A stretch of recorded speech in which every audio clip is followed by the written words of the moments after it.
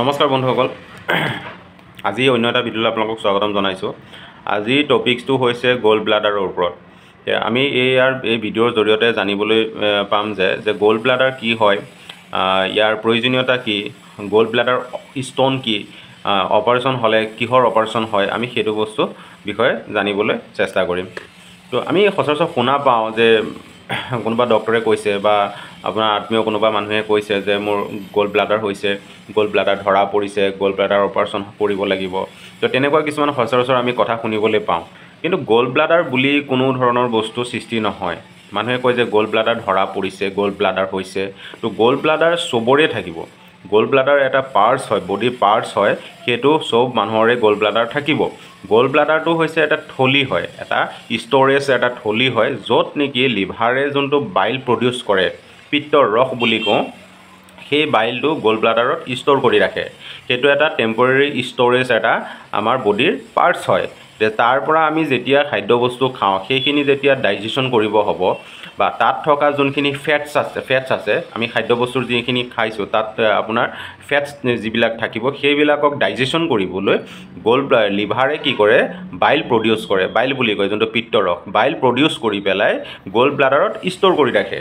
আৰু সেই ষ্ট'ৰখিনি যোনখিনি আছে গ'ল্ড ব্লাডাৰ, যেতিয়া আমি খাদ্য খাওঁ, গ'ল্ড ব্লাডাৰ যোনটো বাইল ষ্ট'ৰ হৈ থাকে খাদ্যবস্তুখিনিত, তেতিয়া সেই তাৰ পৰা গ'ল্ড ব্লাডাৰ মানে য'ত ষ্ট'ৰ কৰি ৰাখি থয় লিভাৰে, সেই তাৰ পৰা অলপ অলপ ওলাই পেলাই আমাৰ যোনটো স্মল ইণ্টেষ্টাইন বুলি কয়, সেই নাড়ীটো তাত মানে আহি পেলাই সেইখিনি বাইলখিনি পৰাৰ পিছত তাত থকা ফেটছখিনি সেইখিনি ডাইজেশ্যন কৰাত সেই পিত্তৰসটোৱে সহায় কৰে। এতিয়া আমি শুনিবলৈ পাওঁ যে তেওঁৰ গ'ল্ড ব্লাডাৰ ধৰা পৰিছে, গ'ল্ড ব্লাডাৰ অপাৰেশ্যন হ'ব।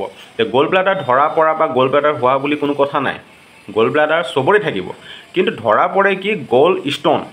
যেতিয়া গ'ল্ড ব্লাডাৰত ষ্ট'ন জমা হয়, পাথৰ হয়, কেনেকৈ হয়, সেই যোনটো বাইল আছে, সেই বাইলটো যে গ'ল্ড ব্লাডাৰত যে যোনটো থলিত ষ্ট'ৰ হৈ থাকে, সেই ষ্ট'ৰ হৈ পেলাই এটা সময়ত গৈ পেলাই তাৰ মানে সেইখিনি ক্ৰিষ্টেল হৈ পেলাই পাথৰ হৈ যায়। কিন্তু তাত কলেষ্ট্ৰল থাকে, যোনটো বাইল আছে তাত কলেষ্ট্ৰল থাকে, বিলিৰুবিন থাকে, চল্ট থাকে, ৱাটাৰ থাকে।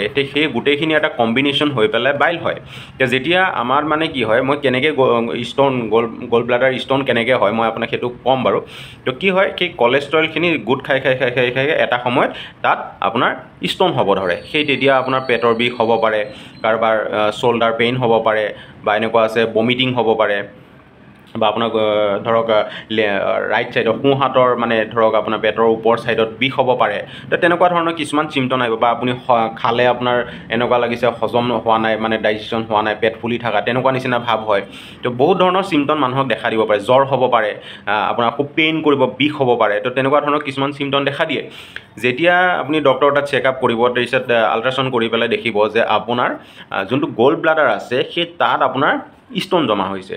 আৰু তেতিয়া কি কৰে, আগতে আপোনাৰ কি হয়, আপোনাৰ কাটি পেলাই আমাৰ এডনমেনৰ এটা পাৰ্ট মানে এটা ছাইডত মানে কাটি পেলাই সেই গ'ল্ড ব্লাডাৰটো উলিয়াই দিয়ে।